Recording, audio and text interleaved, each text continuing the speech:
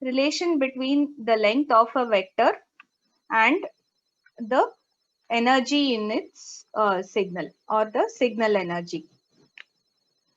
So let's consider an arbitrary vector. You say, consider an arbitrary vector Si.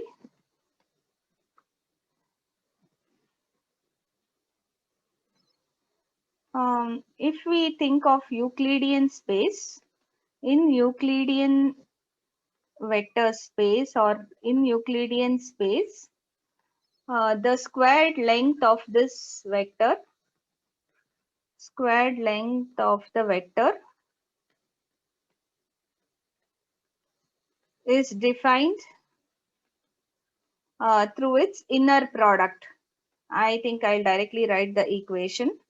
So when I say the squared length of the vector, I'll write the length of the vector as its norm, and the square of that can be defined as its inner product Si dot Si, or we'll call it as Si comma Si.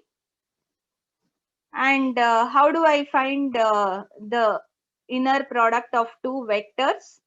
Remember, if both vectors are the same, their inner product will be defined as Si transpose into Si, because the dimension, if the dimension of this vector is n cross 1, then the dimension of the other one should be 1 cross n. Only then I can multiply. Yes or no?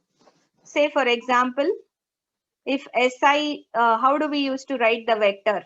We used to write vector Si as Si1, Si2, so on till Sin. Yes or no? This is how we used to write. So if this vector is, okay, in this, the first vector we are making it as, this vector is a 1 cross n vector. I am writing Si horizontally. So I can call this vector to have the dimension 1 cross n. So if I have to multiply it with the same vector again, I will have to take transpose of this. I will have to take Si1, Si2, so on as a column vector. I have to make this as a n cross 1 vector. Only then I'll be able to multiply. So please remember, if I have to multiply two vectors, Si into Si, it's like finding the dot product if I take it normally. But in terms of vectors, when I have to multiply two same vectors, I always, if Si is represented as a row vector, the other Si should be transposed, or it should be represented as a column vector. Only then the multiplication of these two vectors is possible. Yes or no? Remember, we write each vector as a matrix, a row matrix, and I can multiply a row matrix with a column matrix only. I can't multiply two row matrices. That's why you have to take the transpose. And this is nothing but the squared length of the vectors. Okay.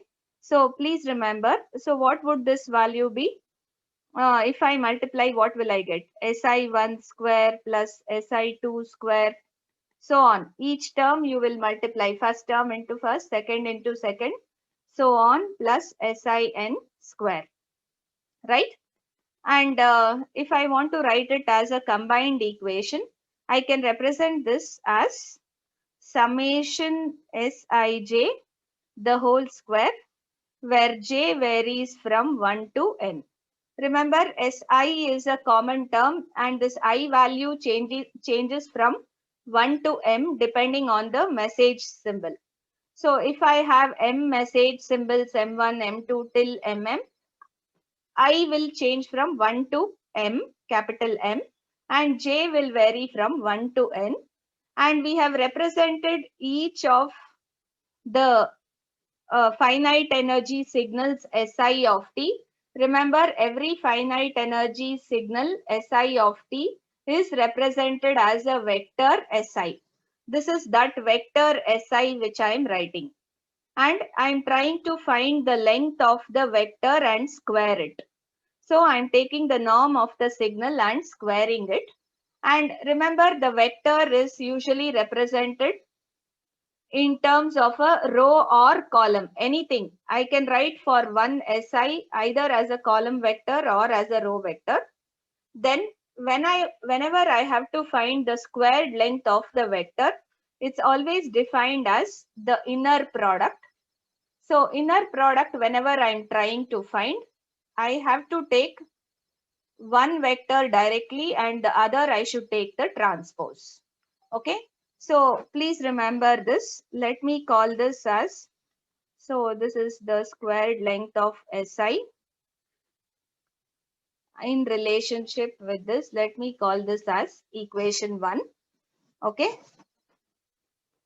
Where you can say Sij, where Sij are what? The coefficients are coefficients, or you can say coordinates, both refer to the same thing, of the vector Si. Okay. Now,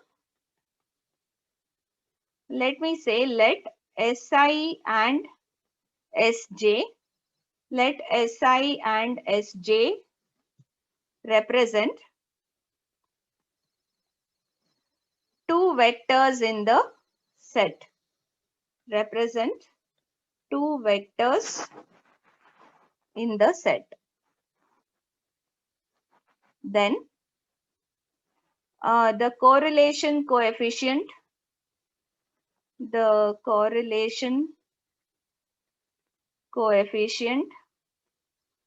or I can say cosine of the angle, cosine of the angle between the two vectors. Remember, correlation coefficient is also defined as cos theta. That's why I wrote it here. We had understood all these, the basics required. So the correlation coefficient rho can also be defined as cos of the angle theta. So cos of the angle between the two vectors, which are the vectors Si and Sj, is, how will I write it? Cos theta ij. This one is nothing but the inner product of Si and Sj. So Si and Sj inner product, we write it like this. If you want, you write it in words only. Inner product of Si and Sj divided by, what do I have? The length of Si. See, this represents length of vector x, length of vector y. So if you want to write it in words, length of Si into length of Sj. So whenever I have to find the correlation between two vectors, or if I want to find the correlation coefficient rho between two vectors Si and Sj, I can directly find the cos of the angle between the two vectors. See here in this, it's clearly shown x and y are two different vectors. Theta is the angle between the two vectors. So if I am able to find cos theta, that represents the correlation coefficient rho. Okay. So if you want, you can call this as the correlation coefficient rho. It is defined as inner product of the two vectors divided by, how can I represent length of Si into length of Sj. So this represents the length of Si and this represents the length of Sj. Okay. So you can call this equation 2. This gives me the correlation which exists between two different vectors Si and Sj. So please remember, this is the relationship. Here we had understood when we discussed the basics. See, rho is found as inner product of x of t into y of t divided by the norm of x of t and into y of t. And the norm is nothing but root of the energy, root of Ex. You see, how do I represent the inner product? Inner product can be written as integral x of t into y of t dt between the interval 0 to t, and norm of x of t is represented as root Ex and norm of y of t root Ey. And the same thing, this is using signal representation. If I want to write it in vector representation, we'll write it as cos of theta, where theta represents the angle between the two vectors, which is defined as, the correlation coefficient is defined as the inner product of the vectors x and y, dot product. Inner product means dot product of the vectors x and y divided by the length, magnitude of vector x into the length or magnitude of vector y. That's all we have written here. And remember, here we have called the vectors as Si and Sj. Okay, the two vectors are named as Si and Sj. So this represents the correlation coefficient. This gives me what? The correlation between the vectors Si and Sj, or correlation between the signals Si of t and Sj of t. So if I want, I can write each of these vectors as signals, Si of t and Sj of t. So the correlation between these two signals is defined by this correlation coefficient. Okay. And remember, in this signal theory, whenever we consider the magnitude of this correlation coefficient will always be less than 1. So please remember, we had written that also, I think. See, rho will usually lie between +1 and -1. Can you see here? We had represented the correlation coefficient will always be between plus or -1. So it cannot exceed 1. Okay. I can write this as, or you can take it on the other side also, rho less than or equal to, either way it is true. So let me write it like this only. Next, the other thing which you should remember, note, the two vectors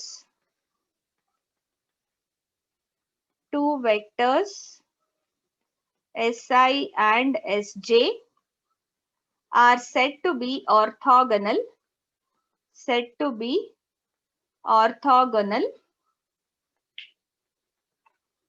what? When? If their inner product, that is Si comma Sj is 0. Yes or no? Two vectors can be orthogonal if their inner product Si into Sj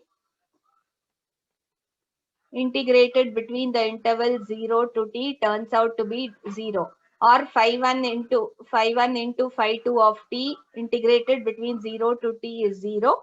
Whenever we multiply two vectors and or multiply two signals and integrate the area or find the area under the curve, product curve, then it is going to be 0. Okay. This is a well-known fact. Now, therefore, cos theta ij or rho is 0 for orthogonal signals. Please remember that. So it is 0 for orthogonal signals. Therefore, let me say the energy Ei associated with signal Si. Therefore, energy Ei associated with signal Si of t, with signal Si of t is given as, how do I find the energy in a signal? Remember, energy is always square of the signal integrated between the time period dt. So the energy in the signal Si of t can be defined as Ei, and it is given by this equation. This equation can also be written as, let's say, I'm going to replace each Si of t with one of the signal representations which I used. Say Si of t can be represented as a linear equation or a linear sum of orthogonal basis functions, orthonormal basis functions. You remember, how did we define Si of t then? Si of t could be defined as the summation Sij, which is the coefficient of the orthonormal basis function phi j of t or phi I of t, whatever you want, you can represent. Here I'll take j varying from 1 to n. This I'm going to write for one Si. The second Si also I will represent as another linear sum of orthonormal basis functions. Let me say Sik as the coefficient, and I'll take phi k of t for k varying from 1 to n. So what we are trying to do here is, each given signal, you say, we know that each finite energy signal, all this you should remember, we had done it when we did the representation of signals. Each finite energy signal Si of t can be represented as a linear sum of orthonormal basis functions like this. So we had written every signal in this form can be written where j varies from 1 to n. For the same thing, what I'm doing, I have Si square here, which is nothing but, if you want, you can write it as Si of t into Si of t. And one Si of t I'll replace with this. The second Si of t I'll replace with this. So there is a benefit when we write it in this form. So all what I'm doing is, I'm just splitting that Si square of t, which gives me the energy of the signal Si of t, as what? A linear summation of orthogonal basis functions. Two sets of orthogonal basis functions we are considering. So let me say this is equation 3 here. I think so. Now what I can do, I can manipulate. Let me interchanging the order of summation and integration. Integration and summation. In equation 3, what can I get? So you just interchange the positions. Can I write Ei as, let me take the summations first. J is equal to 1 to n. The second summation k is equal to 1 to n. I'll take the coefficients Sij and Sik outside because they don't depend on the integral. They are numbers which don't depend on the integral. Then now I will integrate 0 to t phi j of t into phi k of t dt. See, all what I am doing is rearranging all the terms within this equation. Okay. So the energy of the signal as defined in equation 3 can be rewritten by interchanging the summation and integral. I'll take the two summations outside and the coefficients Sij and Sik. and integral of the product of the orthonormal basis function phi j into phi k, I can write it as. Let me call this equation 4. Okay. What will this value be from orthogonality property? Remember, these two are orthonormal basis functions. So using orthonormal property of the basis functions, what should that value be? Basis functions phi 1, phi 2, whatever, phi j, phi k. All this phi j, phi k comes within this range. So using the orthonormal property of the basis functions, what do we know? We know EI can be written as summation j is equal to 1 to n. So if I say k is equal to j, what happens in orthonormal properties? This could be written as Sij square, and this is Sij into Sij, it will become Sij square. And what will happen to this value? This value turns out to be integral phi j into phi j whole square. Yes or no? When I put j is equal to k, this becomes integral phi j square of t dt. And if you remember the orthonormality property, this should be 1. And here if you put j is equal to k, this becomes any one thing I can take, Sij into Sij or Sij whole square. So what will this value turn out to be? Therefore, the energy in the signal is nothing but the square of the coefficients. And if you recall, I think equation 1 here, when we started off here, equation 1, what did we write?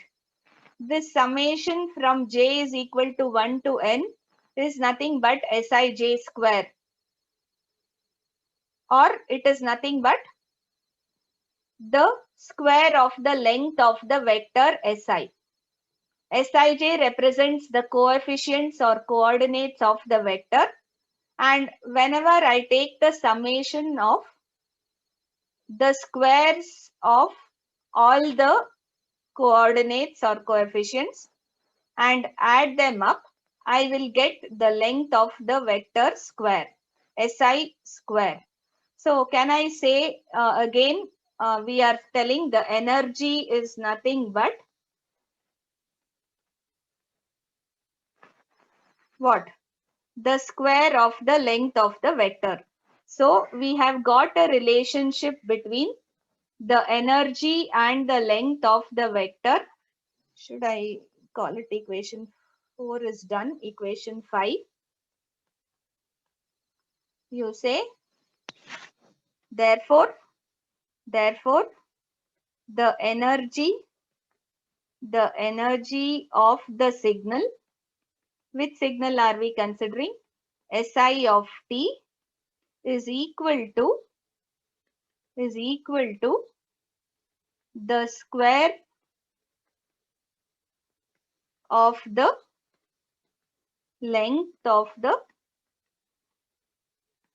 corresponding vector Si. So please remember, if I have to find a relationship between energy of the signal and the length of the corresponding vector Si. So the signal is Si of t, its vector is Si, and the length of the vector is given by the norm of Si. So energy is nothing but the square of the norm. Already we know this. We had written this when we spoke about the basics. I don't know if I've written that equation here. No. We had already written this actually, that what? Energy of a signal is given by the square of the norm of the signal, and if I have to find the actual norm, it would be root of energy. That's how we had written the length. Length can be given as root energy, or which also represents the norm. Anyway, this relationship we have derived. Let's go one step further and find the distance between the two vectors or the two signals Sij and Sik. You say to find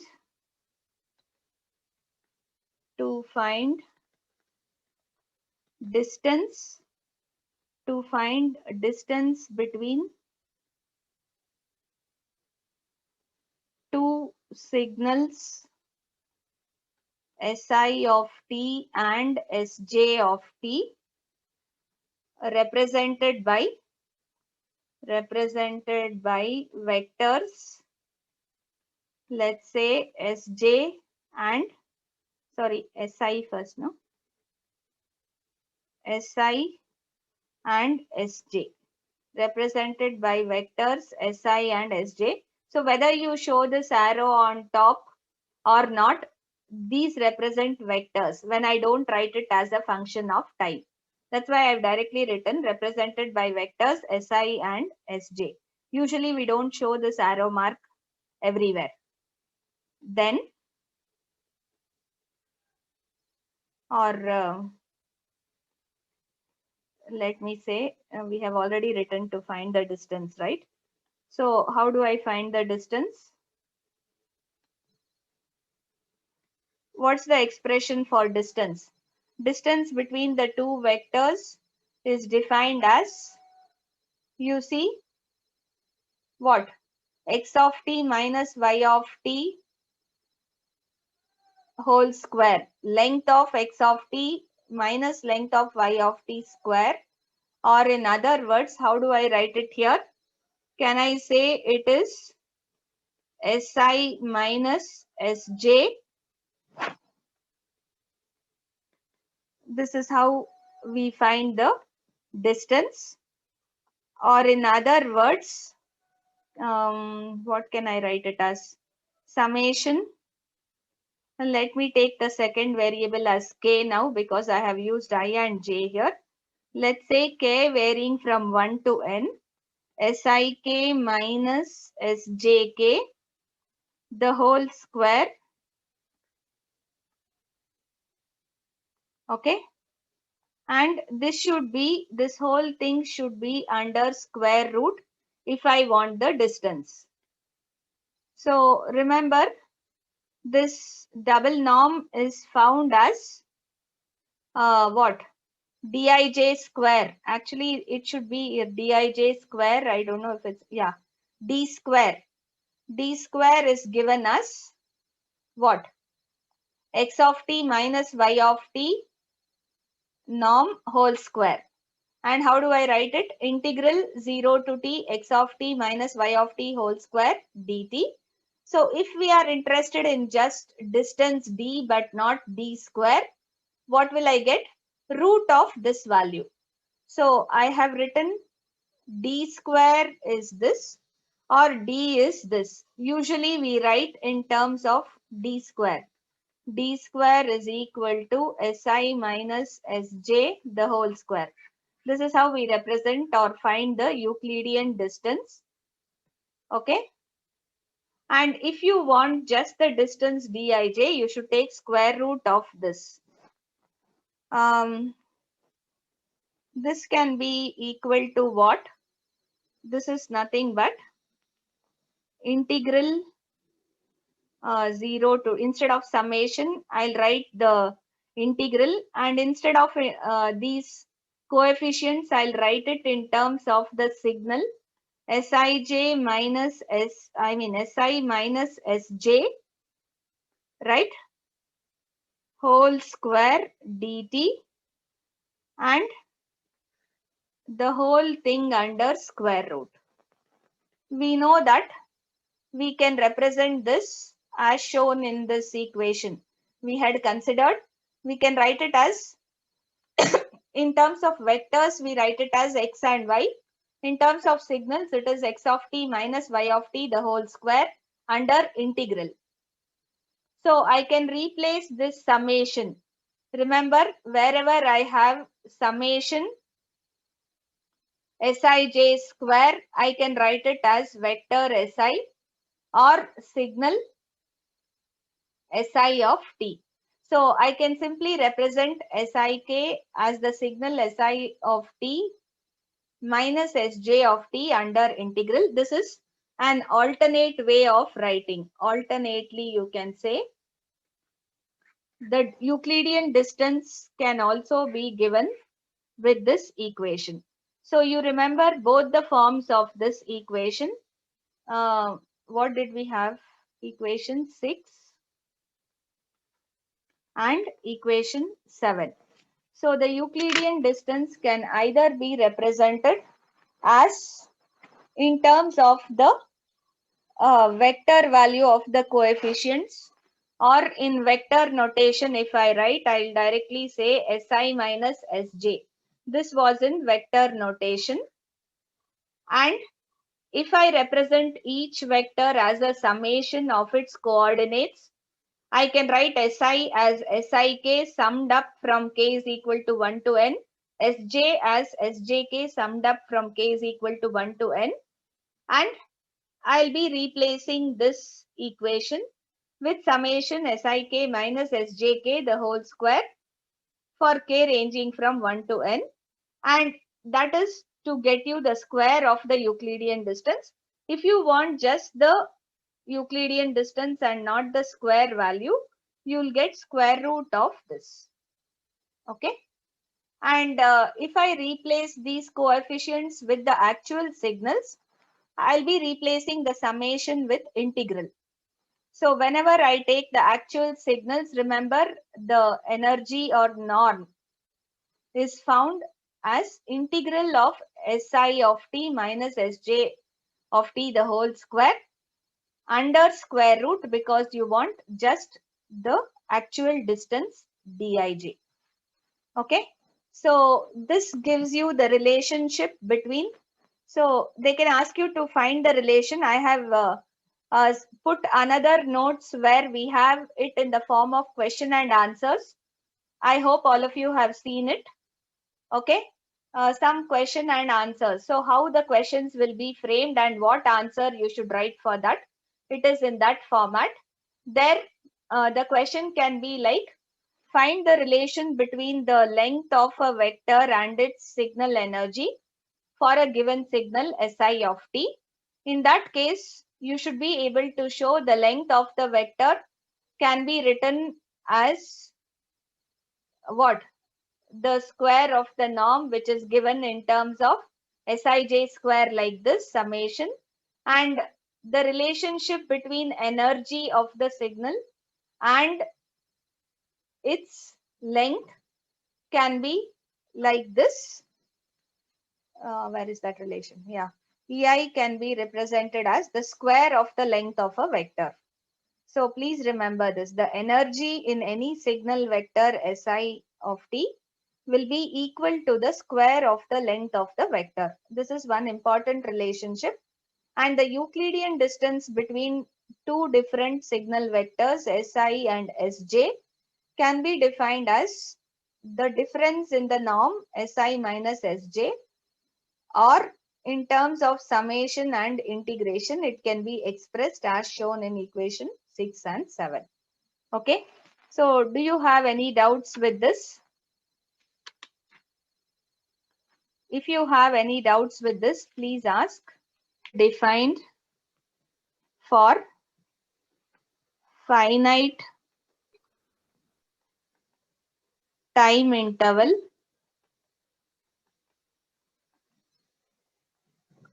let's say t between 0 to capital T, given S1 of t is root E by t phi 1 of t, S2 of t is root E by t phi 2 of t, S3 of t is minus S1 of t and S4 of t is minus S2 of t. So it's already written as linear equations in terms of orthonormal basis functions. 4 signals are there. Okay. Assume phi 1 and phi 2 are the orthonormal basis functions. Assume it's clearly understood. Phi 1 and phi 2 are the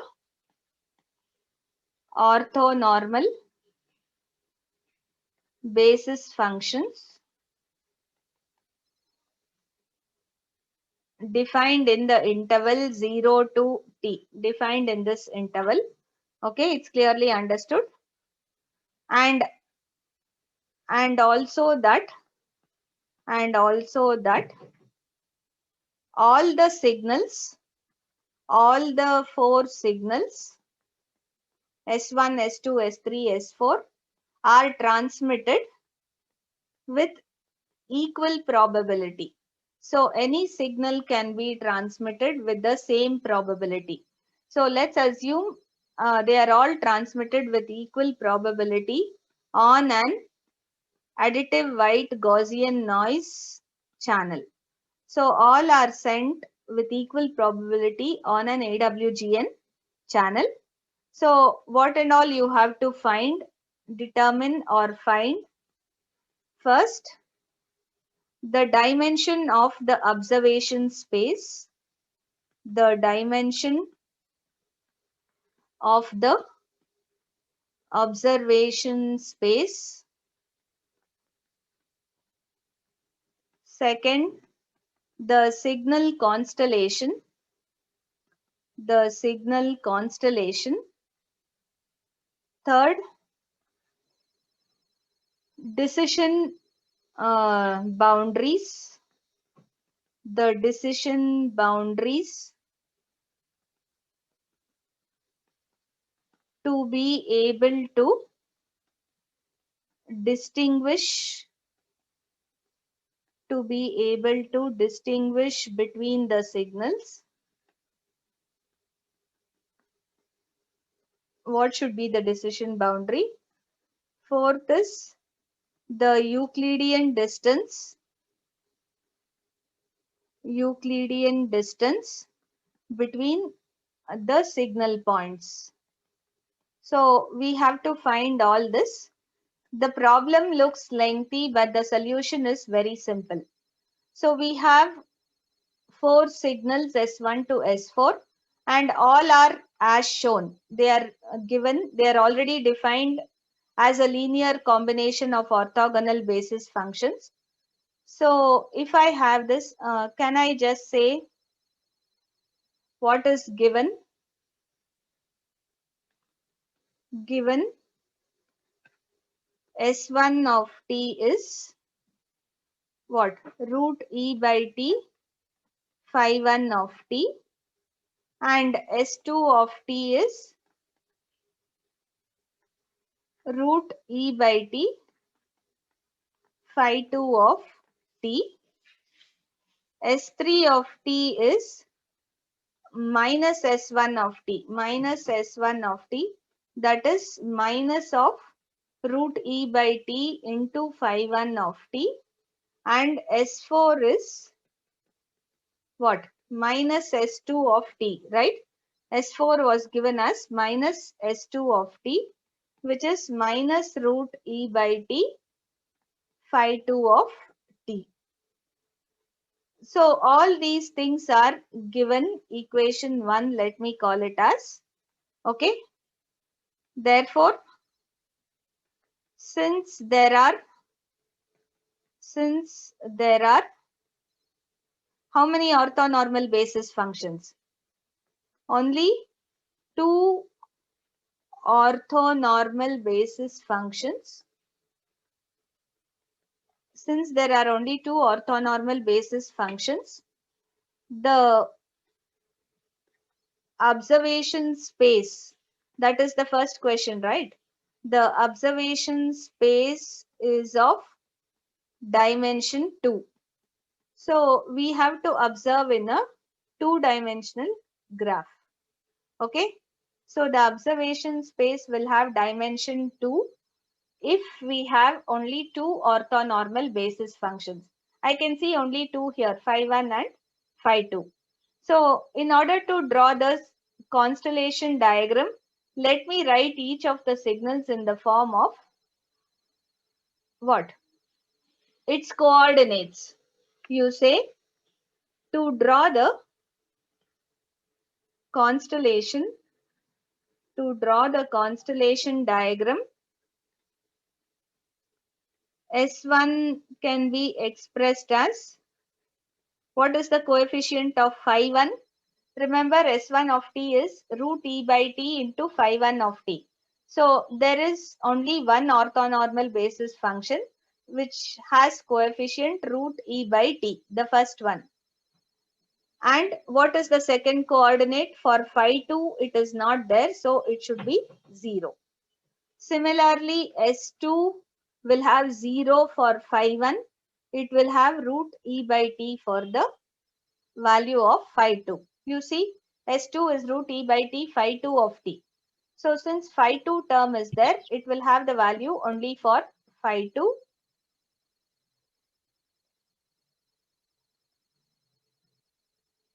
And then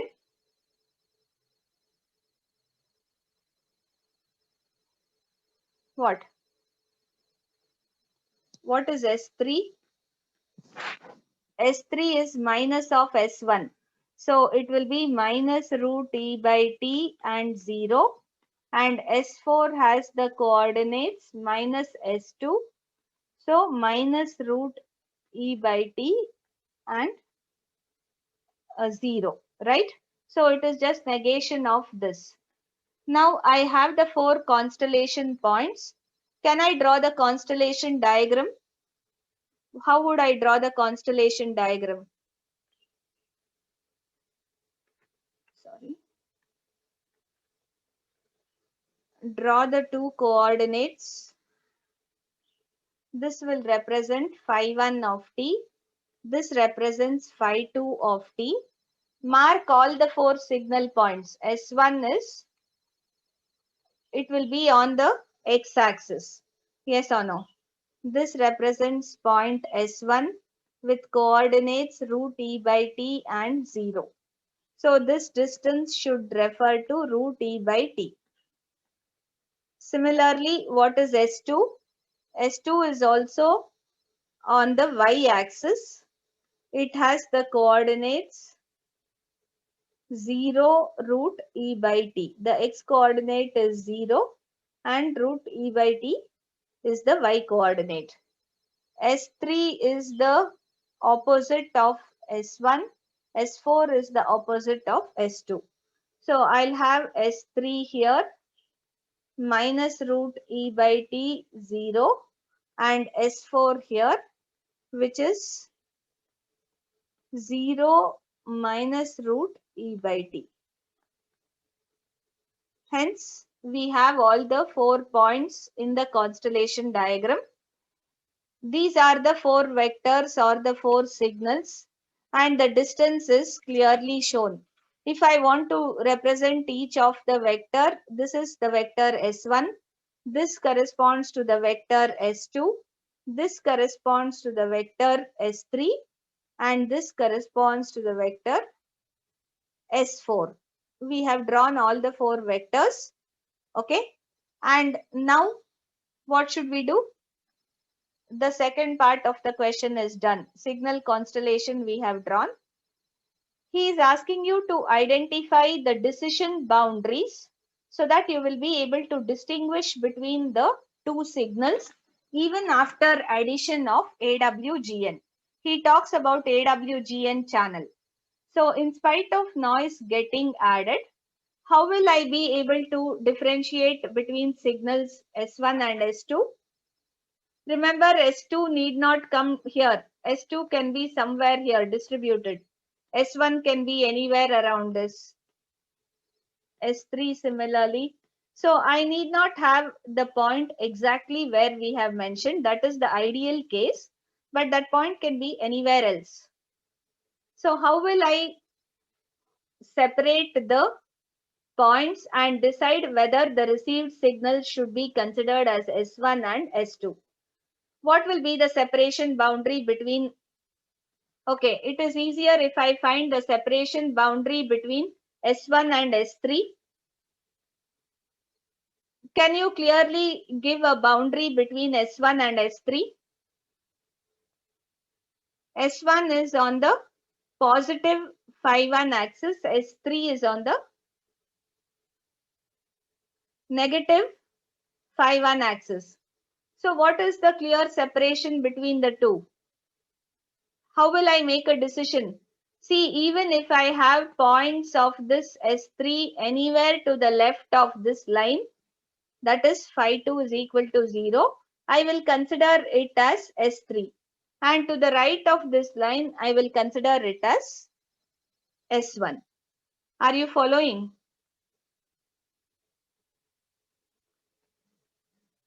Why Vishnu, Sharash Chandra and all? Why have you submitted your USNs?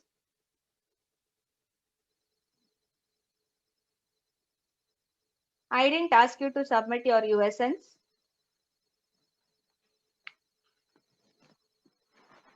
You have to put it when I say. I'll note the timings also. So a clear decision boundary between what? A decision boundary between the points S1 and S3 will be given with this, and a decision boundary between the points, let's say, which points? The points S2 and S4 will be given by this line. So this line represents, okay, this line represents what?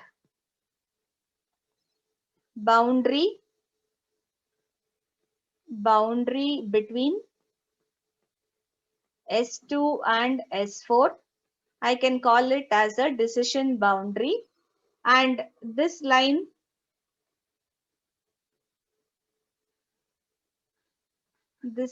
gives you boundary between points S1 and S3. So between these, it's very easy to define the boundary. But how will I define the boundary between S1, S2? This is S1, this is S2. How will I draw a clear-cut boundary between these two? Naturally, you have to consider the boundary as the what? Midpoint. So you have to draw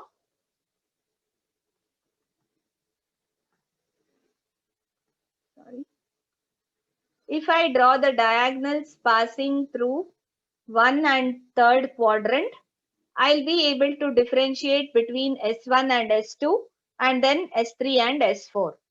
Similarly, if I draw a straight line passing through the 2nd and 4th quadrants, I'll be able to differentiate between S2 and S3 and S1 and S4.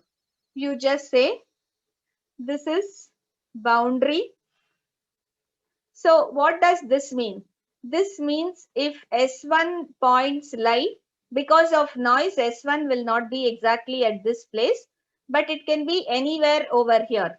As long as these points lie to the right of this decision boundary. I'm calling this decision boundary here. If it is above this decision boundary, I'll consider it as S1, even if it is here. And if it is below that decision boundary somewhere here, it will be taken as S4.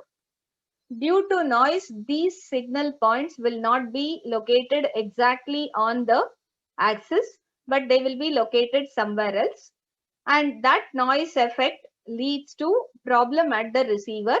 And if I have to be able to judge correctly, I should be able to draw the decision boundaries. The last part is finding the Euclidean distance. You just drop in your USNs. I'll write, we know how to find the Euclidean distance.